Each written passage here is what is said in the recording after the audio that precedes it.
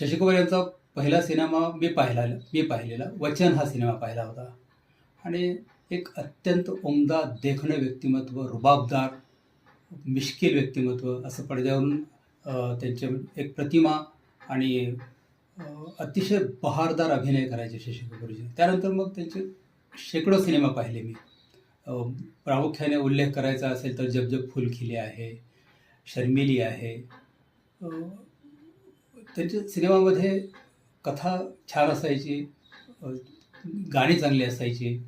त्यांना उत्तमात उत्तम गाणी मिळाली. जब जब फूल खिलेमध्ये तर सांगायला झालं की एक था गुल और एक थी बुलबुल, अ, अशासारखी सगळी गाणी सुपरहिट होती त्यामधली.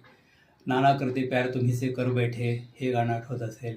आणि शर्मिलीमधलं खिलते है गुल यहाँ खिल के बिखरने को सारखं गाणं त्यांच्या चेहऱ्याला, व्यक्तिमत्वाला अशी गाणी पण शोभायची. शशी कपूर यांचं हिंदी सिनेमातली कारकीर्द प्रचंड आहे. त्यांनी काही इंग्लिश सिनेमामध्येही कामं केली आहेत आणि काही सिनेमाची निर्मिती केलेली आहे. जुनून असेल, कलियुग असेल, नंतर अजूबासारखा सिनेमा अमिताभ बच्चनजी आणि ऋषी कपूर यांना घेऊन त्यांनी केला होता सिनेमा. अशी म्हणजे निर्मिती क्षेत्रात त्यांनी स्वतःचे अतिशय वेगळ्या हटके विषयावर सिनेमा त्यांनी बनवले होते. आणि शशी कपूर यांची विशेष करून जोडी जमली होती ती अमिताभ बच्चन यांच्याबरोबर.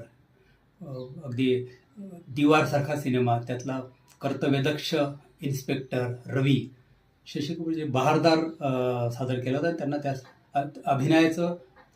अभिनयासाठी पुरस्कारही मिळाला होता. अमिताभ बच्चन यांच्यावर त्यांचे अनेक सिनेमा होते, जसा दो दो पांच आहे, शान आहे, नंतर